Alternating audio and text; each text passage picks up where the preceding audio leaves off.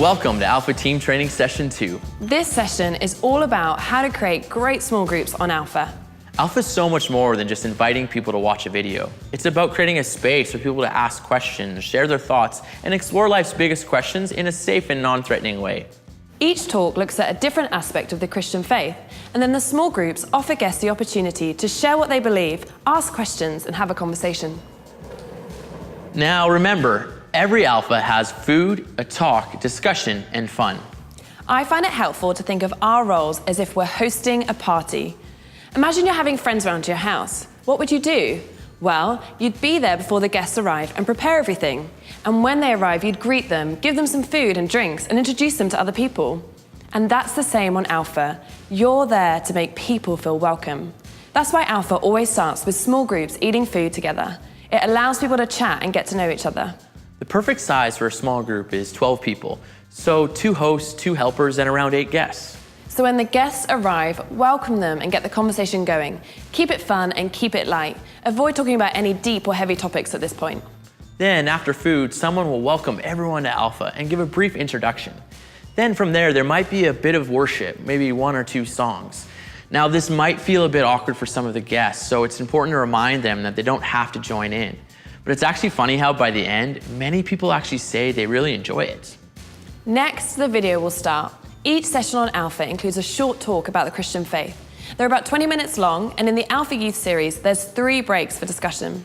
Yeah, the first break is an icebreaker question that is designed to get people talking. Then the next 2 breaks give an opportunity to dive deeper into the content. A question will come up on the screen, followed by a 1-minute montage of people from around the world sharing their answers. These interviews are there to help spark conversation within your group. Then the question comes back up, and that's when you should press pause, turn to your group, and ask them what they think. We've prepared a guide to help you with the discussion during those 3 breaks. There's also included some additional questions that help you facilitate a 10 to 15-minute discussion after the episode is done. You can ask your leader about getting a hold of those. Discussion is such an important part of Alpha. In the small group, people will get to say exactly what they think, to question everything, to discuss it, and to work things out for themselves. Hey guys, it's me, Ben. I'm back. You doing all right? Staying hydrated? I hope so. I'm staying hydrated. Tim, George, are you hydrated? I wasn't convinced there. Georgie's my friend from England, by the way. She's great.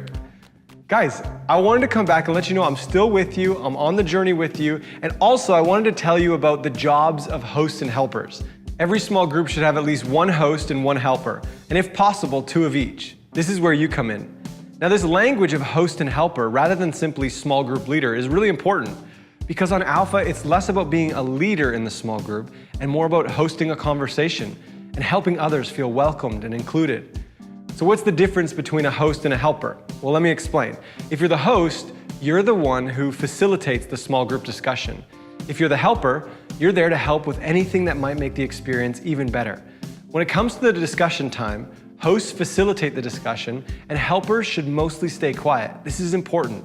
I find this makes being a small group helper easier in some ways and harder in others.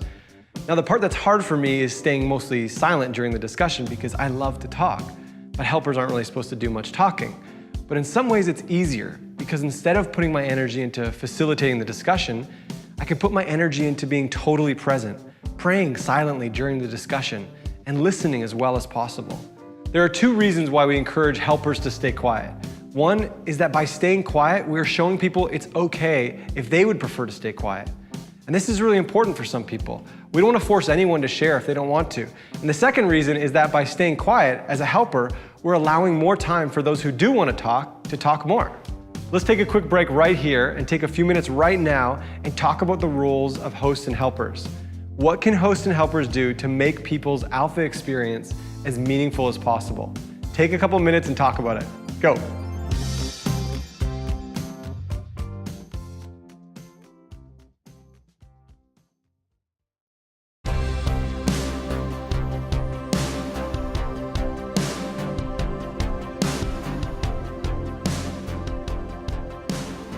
When it comes to hosting a small group, it's not an exact science. It's more like an art, and you're never going to be perfect at it. Yeah, so to help you out, we've narrowed down the job of hosts and helpers to 3 things. Hosts and helpers love, hosts and helpers listen, and hosts and helpers laugh. The first is love. I think it's all about love and friendship and having fun. It's just people, and however you deal with people. And you want to get people to feel that they can trust you, that you like them, and I think that's the most important thing, that you actually want to make friends with these people. You want to get to know them and love them. Yeah, I think that the key thing for the hosts, the helpers, is that they like people, they love people, and that they're genuinely interested in them and genuinely interested in what they have to say. Because it's, in the end of the day, it's all about respect. If you respect them, even if you disagree with them, somebody comes as an atheist, but you respect their right to hold their views and you're interested in what they have to say, then they'll talk. And the more they talk, and the more people listen with the respect, you get a whole atmosphere in the small group is marked by respect. The Alpha Youth Series is 13 sessions, and it's usually run over about 9 weeks. It's crazy how on week 1, you can feel like you have nothing in common with your guests, but by week 9, you're such good friends. Now, some small groups can feel like a total train wreck. The first 2 weeks might have a few awkward moments, but don't let that get you discouraged or cause you to want to quit. It's all part of the process, and there's no way to fast forward openness and friendship. So much of the guest experience is defined by the small group host and helper. We started with love because that is the #1 thing we want people to experience. When you think about what it means to be a host or helper, remember, it's about loving the guests with kindness and respect. So the first key to a great alpha small group is love, and the second is listen. Now, I know this might be a bit counterintuitive when you're hosting or helping a group on alpha, because you quite often think, well, people are coming with their questions, and as a leader, it's my job to give them the answers. That might be the case in other contexts, but it's not on alpha. The purpose of a small group on alpha is to love people, not win arguments. So it's important that you listen and give people time to figure out what they think. For a lot of people, they will have never asked these questions, and if you do all the talking, you're taking that opportunity away from them. So our job is to facilitate discussion between the guests. The goal is conversation. Yeah, wow, right? Guys, so true. Conversation is the goal. That's what we want. Wow, and Tim's beard? I love the beard. I gotta remember, later when I see Tim and he's not frozen, like I don't think they can hear things when they're frozen. Maybe it's like, maybe they can. Tim, I love your beard. I'll tell him later too, just to make sure he knows. Guys, what I wanna do now is I wanna show you a picture that captures the way a great small group discussion on alpha should feel like. It's a diorama. Been working on it with the team here. Okay, check this out. Okay, yeah. Oh yeah, too good. You seeing this, guys? Wait, let me just get it. Is that good? All right. What we have here is a very typical small group on alpha in the city. Let me introduce you to the group. Over here we've got Donatello, Stone Cold Steve, Bruce, Rogue, Elsa, Barbie, Jesse, Frodo, Finn, Mr. Potato Head, and he actually came with his friend Anakin. We'll use these gentlemen and ladies and this dot to show you what a healthy group discussion should look like. This is the goal. It's balanced. It's going back and forth. Everyone gets a chance to talk if they want to. The hosts are doing a good job of engaging people, and everyone feels free to share their ideas in an honest and respectful way. Now we want to show you a few examples of what we don't want. Bad example number 1, the host or helper doing all the talking. Jessie is the host, and she loves talking. But if she is the only one talking, this isn't good for discussion. It might be good for like a YouTube vlog, but not an alpha small group. Bad example number 2. This is Mr. Potato Head, and he's got stories to share and lots of opinions, but he isn't leaving time for anyone else to talk. This is actually a really common problem. If there is someone who seems to be dominating the conversation, it can stop others from joining in. In a situation like this, I try to connect with the person before or after the discussion time. Remind them that the goal of the small group is to get lots of people talking, and ask for their help in making space for others to share. Bad example number 3. Donatello and Frodo are getting into a really deep conversation, but everyone else is left out. Or even worse, bad example number 4, Bruce and Barbie are getting into a debate. Bruce says, "Listen, Barbie, I think your idea is stupid." Well, I think you're stupid. And even though it seems like Bruce has a tough exterior, he's actually got a really soft heart. And so because he was a bit hurt, he decided not to come back to Alpha the next week. This is the ultimate goal, balanced discussion. People feel safe to share their ideas, and people feel safe to be quiet. No one's getting shut down. Hosts and helpers are helping make things happen. This is the goal. This is great discussion. And each of us play a big part in making this happen.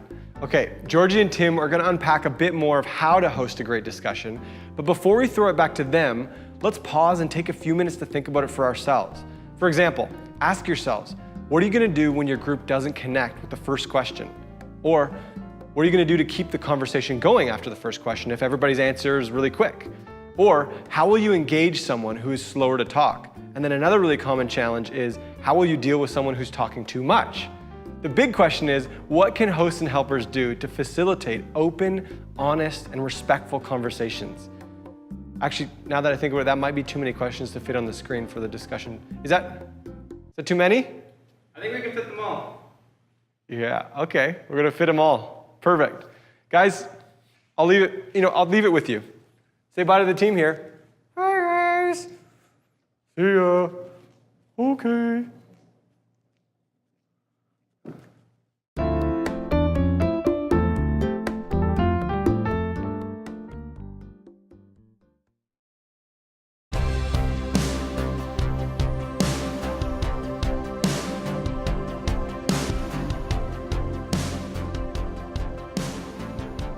The Alpha Youth series has discussion breaks built in.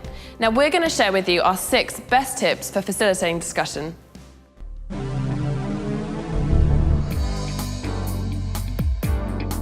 Tip number 1, ask open-ended questions. For example, in session 2, Who is Jesus? Instead of asking a closed yes or no question like, Do you think Jesus is God? you could ask, Who do you think Jesus is? or, Imagine, what do you think it would have been like to be around Jesus? One of the ways I get ready before an alpha is to take a few moments to look over the discussion questions for that session. And sometimes I'll think of 1 or 2 of my own. Tip number 2, be encouraging. Some guests will be worried about looking stupid or getting tongue-tied, so if they're brave enough to speak, If I'm honest, sometimes I wonder if this whole thing was made up.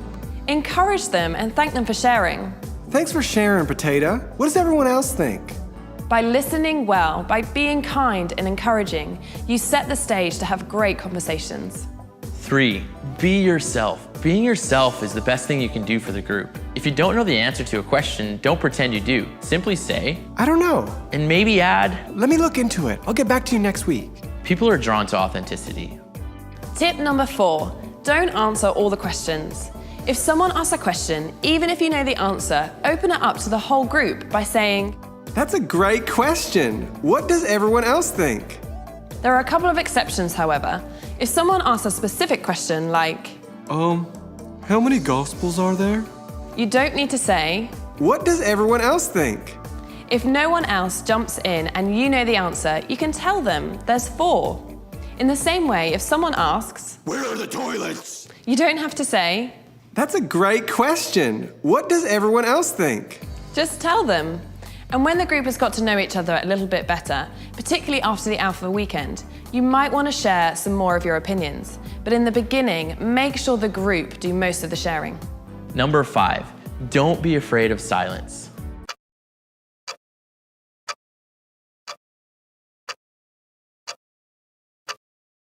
Research suggests that people need around 6 seconds of thinking time before answering a question, especially when thinking about such deep issues. Sometimes people need to digest and think about an idea, and we can cut that off if we jump in too quickly. Yeah, this one can be hard. When you lead a small group and there are moments of silence, you might literally have to say to yourself, silence is okay, it's okay. 6 seconds, it's okay.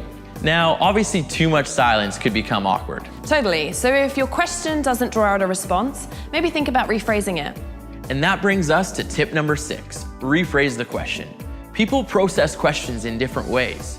Some people will be able to respond immediately with the first thought that comes to mind, whereas others may need time to reflect and process the question. For example, some people will love the question, What do you think forgiveness means? whereas others will respond better to, Have you ever had to forgive someone? How did that feel? Let's talk about it.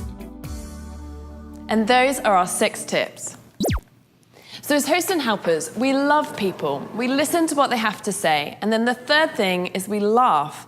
Alpha is supposed to be low-key, relaxed, and fun. Yeah, it's like what we were saying earlier, that being a host and helper on Alpha is like hosting a party. Laughter helps people open up and build friendships. Now that's why we have icebreaker questions at the start of each episode. My favorite is on episode 5, what's your favorite superpower?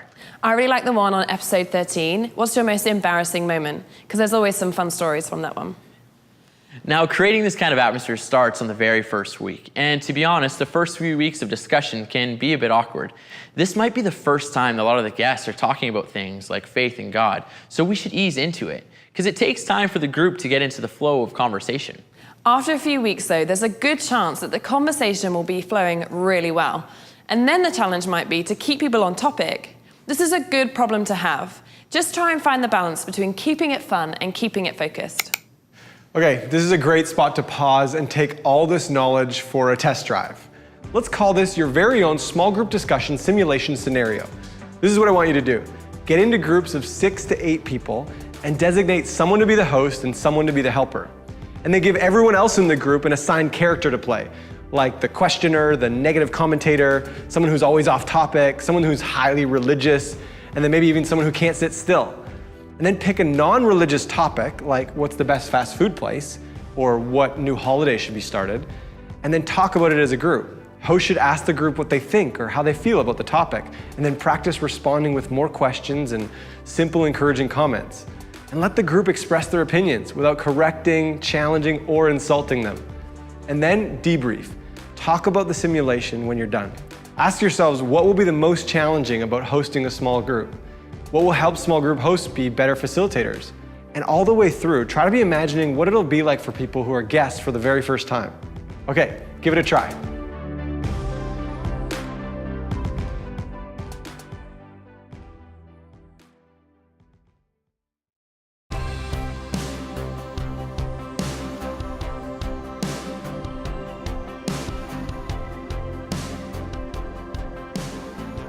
The final thing that small group hosts and helpers do is pray.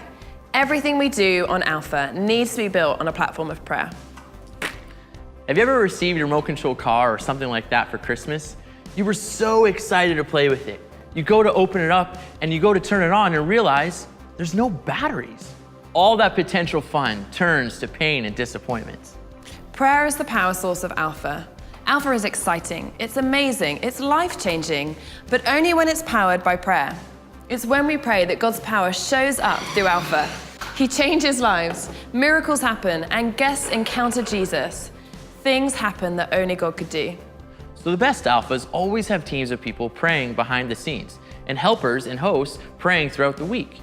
But prayer also shows up a few times for the guests. When it comes to prayer, we introduce it thoughtfully to the guest. So we don't pray from the front, we don't say a prayer before food, and we don't close each session in prayer, except for a few intentional moments. Yeah, like at the end of episode 4, How Can I Have Faith? There's an opportunity for anyone who wants to just say a simple, silent prayer, inviting Jesus to come into their life. For some people, this may be an important moment in their journey, and for others, it might be a bit early. Then in the session, How and Why Do I Pray? We look at the subject of prayer in more depth, touching on helpful ways to start praying if people would like to. Prayer is best introduced in small groups. After the session on prayer, the host may want to finish the discussion with a short, simple prayer of thanks. Then in the weeks that follow, you could ask if anyone has anything they'd like prayer for, and allow for space for guests to pray out loud if they'd like to. Some groups might reach this point earlier than others, but it's important that every group has had the opportunity to pray before the 12th episode, Does God Heal Today? In this episode, everyone's given the opportunity to pray and be prayed for. Now, the Alpha Weekend is a key time for prayer ministry and creates time and space for guests to receive prayer if they'd like to. The entire next session is on prayer and the Alpha Weekend. There's a real adventure ahead of you. Hosting a small group on Alpha is not without its challenges, but it's also one of the most amazing things we can do. I learned so much as I listened to guests open up, be real, and begin to encounter God. It's all such a privilege. Yeah, I'm always nervous about being a small group leader, but then I remind myself, it's God that changes lives. We get to show up, be available, and be a friend. God loves to work through ordinary people who feel nervous and unqualified, but are willing to show up and help. We're praying for you as you encounter bizarre questions, awkward silences, and stunning stories. You're going to do great. Keep one ear glued to the guests and the other ear tuned to Jesus. It's not the words that you share, but the way you listen that will make all the difference. So good. Good one, guys. Guys, I wanted to interrupt one last time before we end this thing, because I thought it would be worth mentioning one more important thing that hosts and helpers do. We invite people. None of this preparation matters if no one comes to Alpha, and no one will come if they haven't been invited. Why don't you take a moment right now to think about who you could invite? And we don't have to feel the pressure to make people come, but we can invite them. You may even want to offer them a ride, or say you'll meet them there. And when you think of someone you could invite, say a prayer, invite them, and then leave the results to God. Okay, I think we can end this thing now. Let's cue the music. Okay, guys, see ya.